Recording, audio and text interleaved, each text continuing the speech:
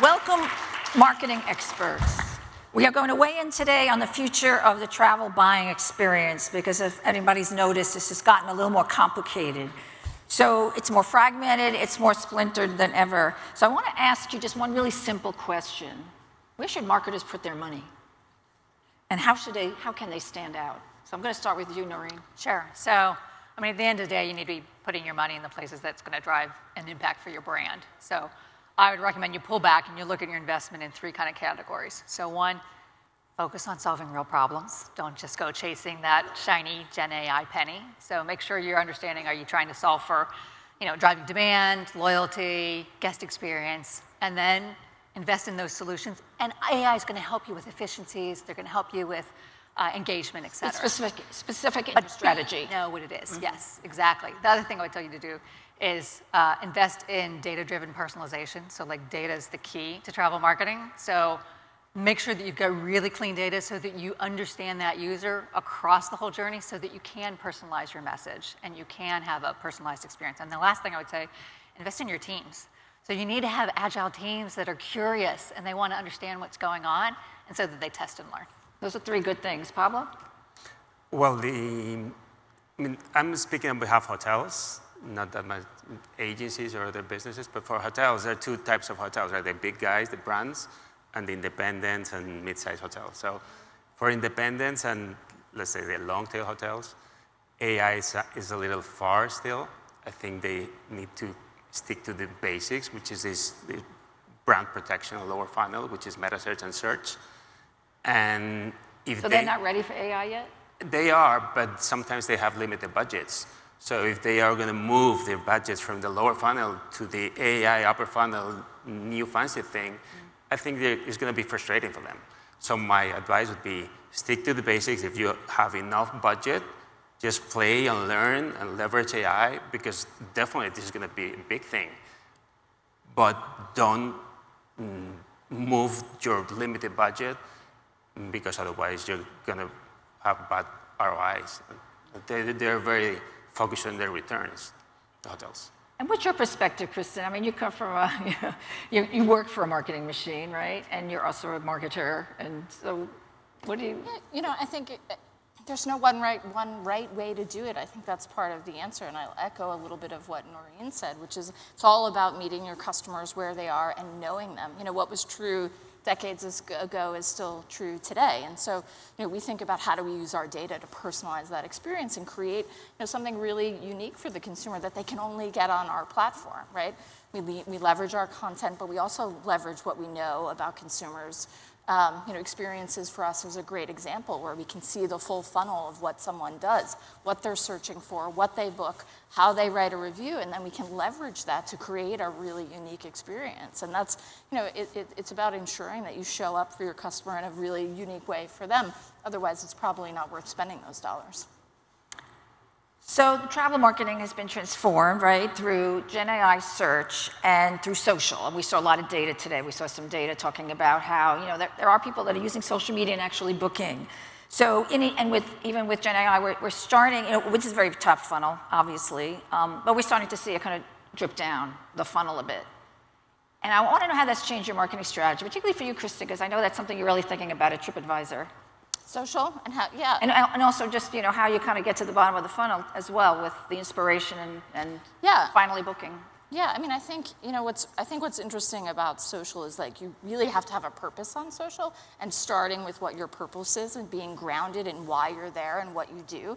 And I think for us at Tripadvisor, we're grounded in authentic consumer traveler experiences. And that shows up really well in that platform and allows us, I think, to really reach consumers in an authentic way.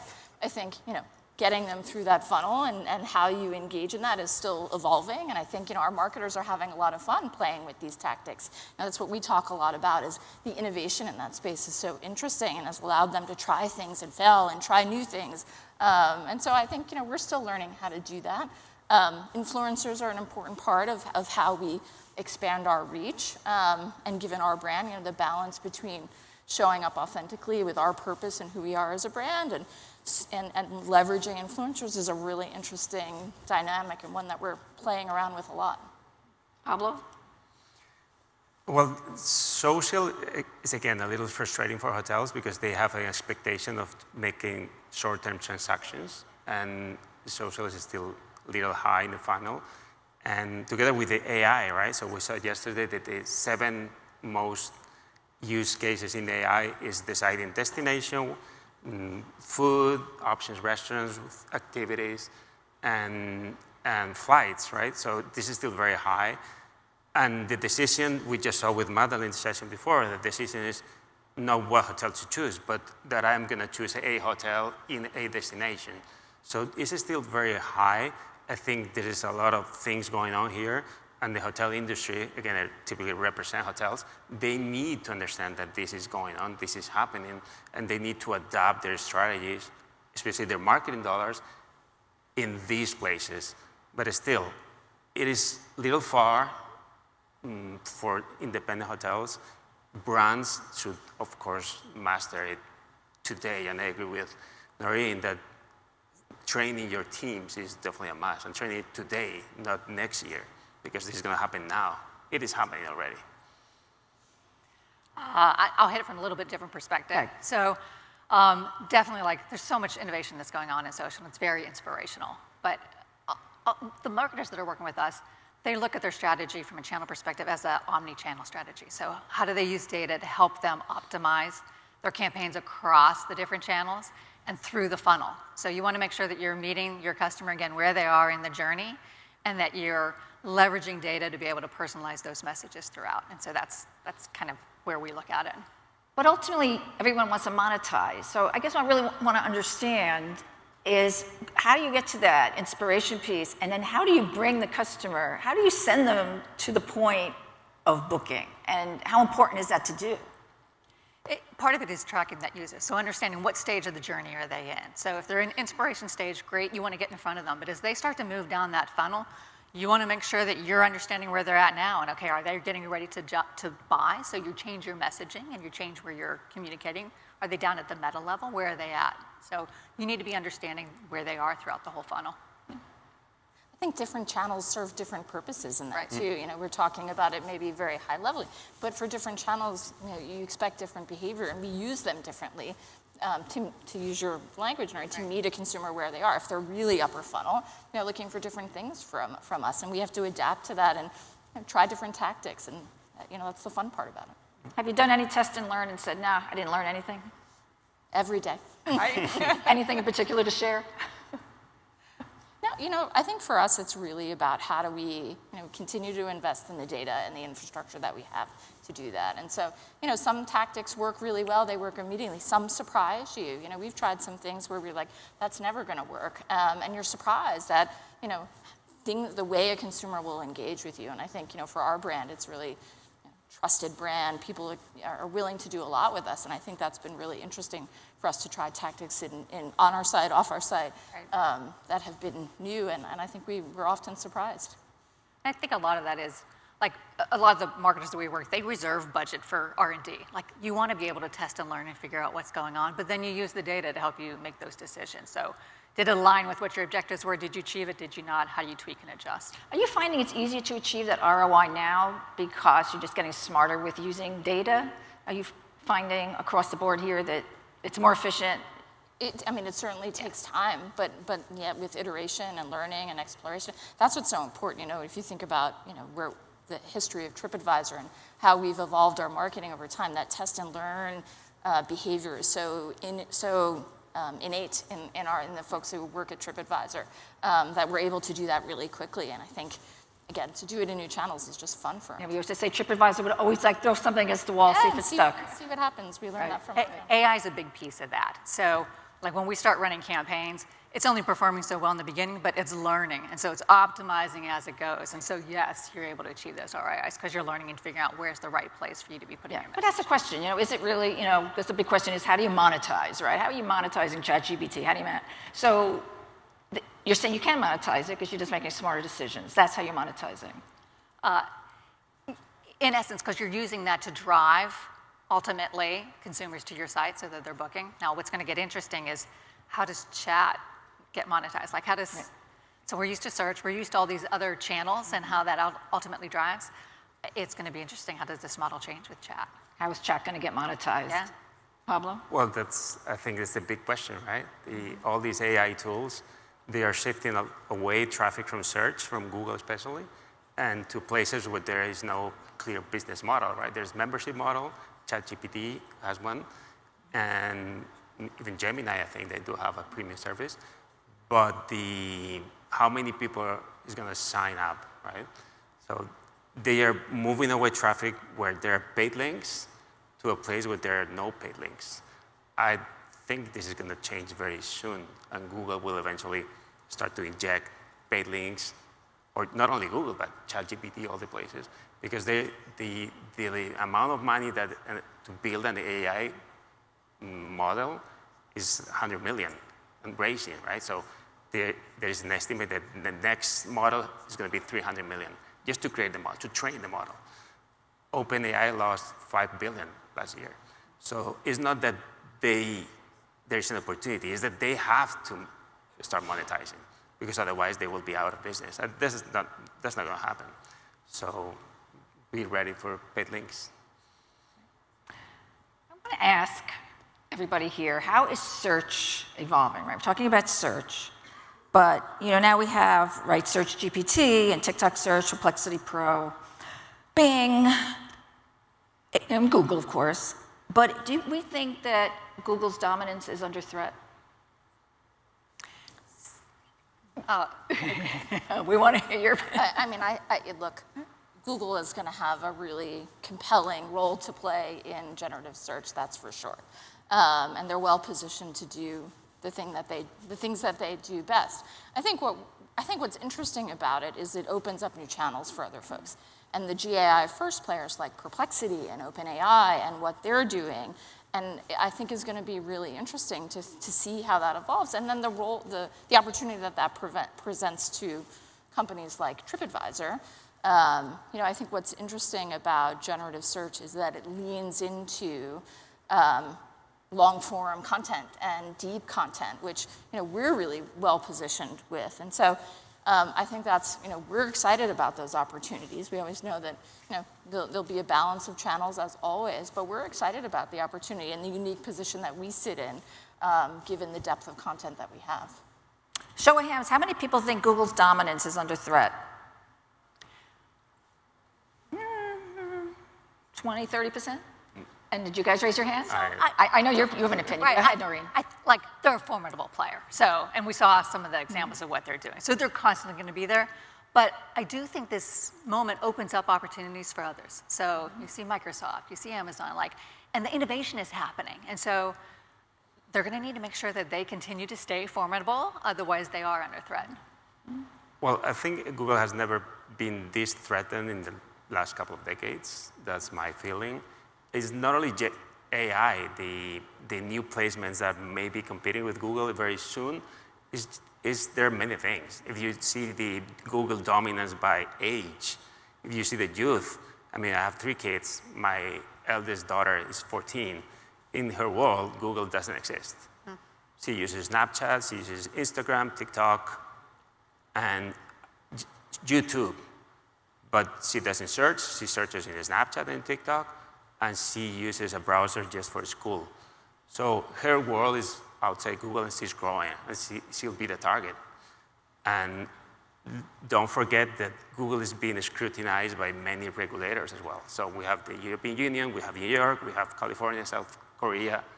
So I think Google is under threat. That doesn't mean that it won't prevail. So they are strong, they have money, they have all the talent, they have the data, but definitely it has to reinvent itself, and it's going to be interesting. I know you're thinking about this. What is the new search interface going to look like in 5 years? Yeah, hard to know, right? And a comment I was going to make earlier, which is we spend a lot of time thinking about how we show up in these things, right? And what differentiates us, and how do we lean into the things that make us unique?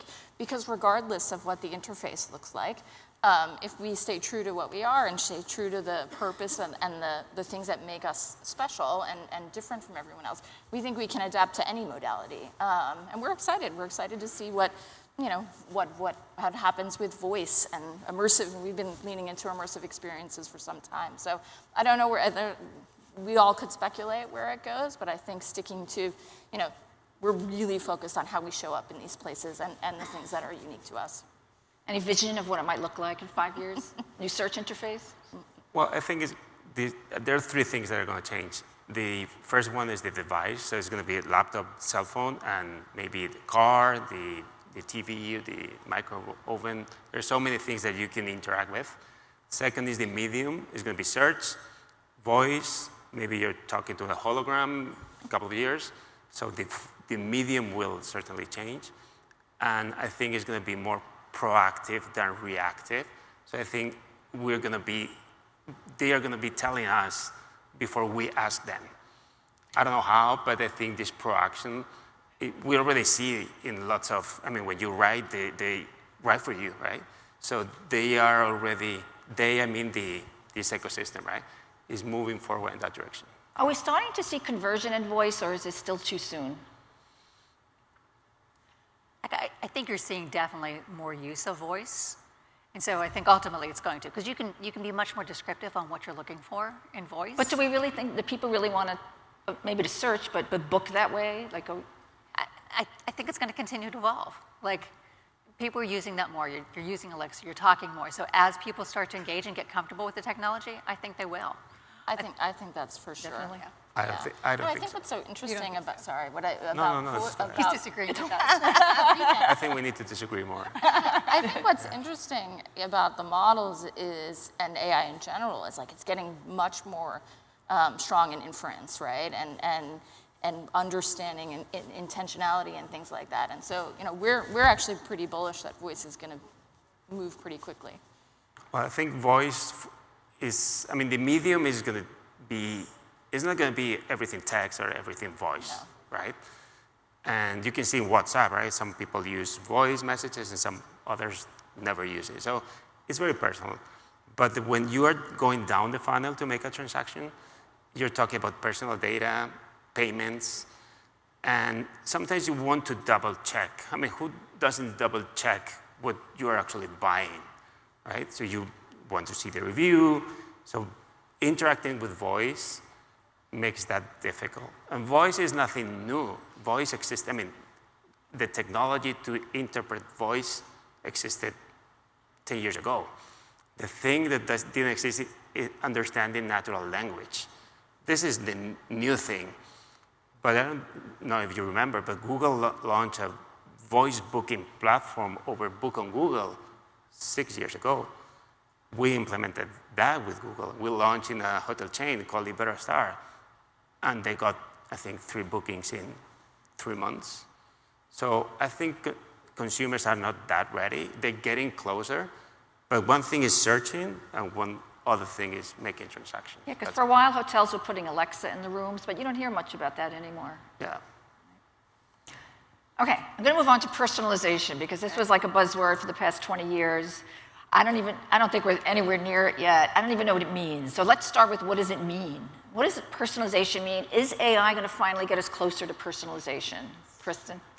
Yeah, look, personalization for us means how do we leverage the things that we know about you in a privacy-compliant way, and which is really important, and I don't know that we've talked enough about that, in a privacy-compliant way, but also leverage the wealth of things that we've learned from the vast travelers that we know about, and how do we integrate those experiences in a way that does something really unique. Why is it so hard? Because it's really hard. The technology is really hard, the data infrastructure is hard, but I think that's what's happening. The technology is starting to move really fast and enabling those things, those types of unique experiences. But not everybody's as well positioned as they need to be able to do that. And I think it's a hard problem to solve, but I think we're getting closer to that,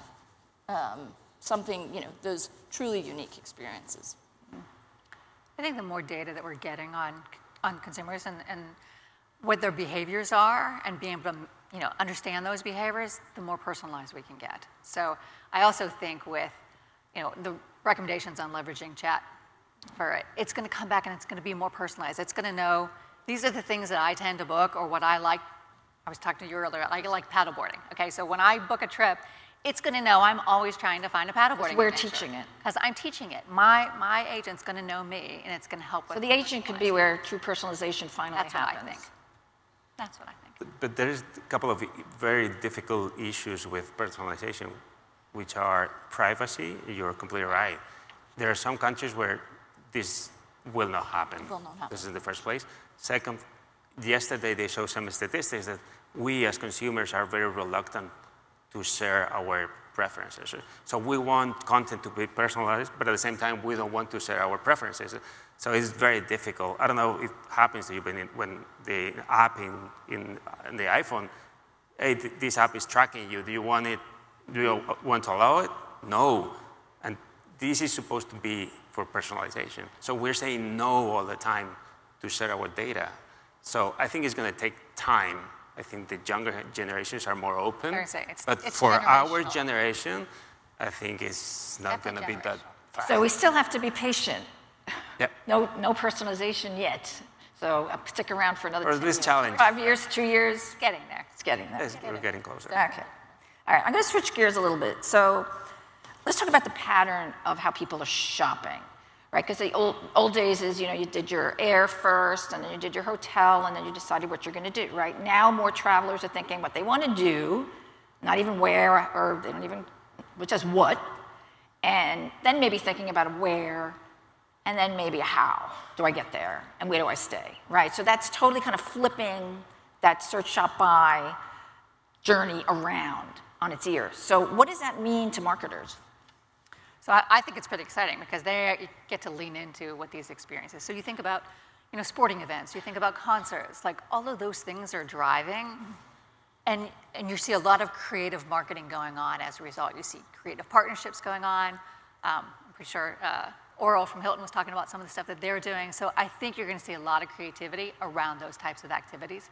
And I think the thing that's going to be important for brands is that particularly when they have experiences that they can offer, they're going to need to be really clear about those experiences and be loud and proud about it, like images, video, et cetera, so that all this AI information out there is going to absorb that and understand it and be able to promote them. So does the activity start to sell the hotel? Like it should go the other direction?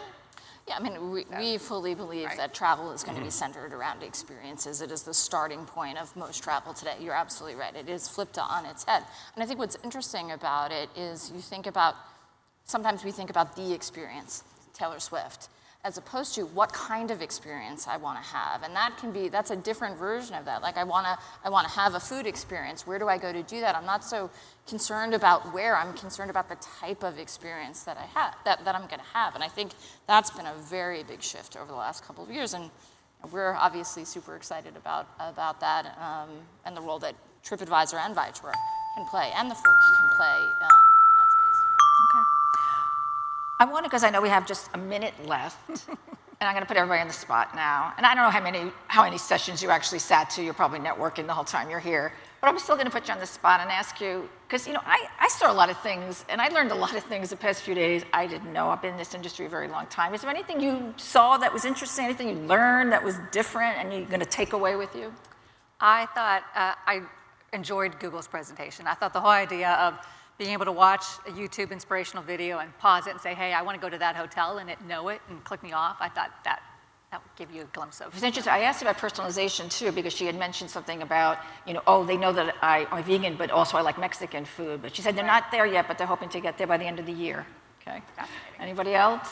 To me, it was a clear confirmation that AI is here to stay, as opposed to other buzzwords that we had in the past, such as blockchain. And definitely, this is going to be a big thing. Yeah, I would echo that. I mean, I think it's become very, very clear that this evolution is here to stay, and yeah, it's going to be a lot of fun. It's going to be a lot of fun. It's going to be a lot of fun. Thank you, Kristen, Pablo, Noreen. Thanks so much.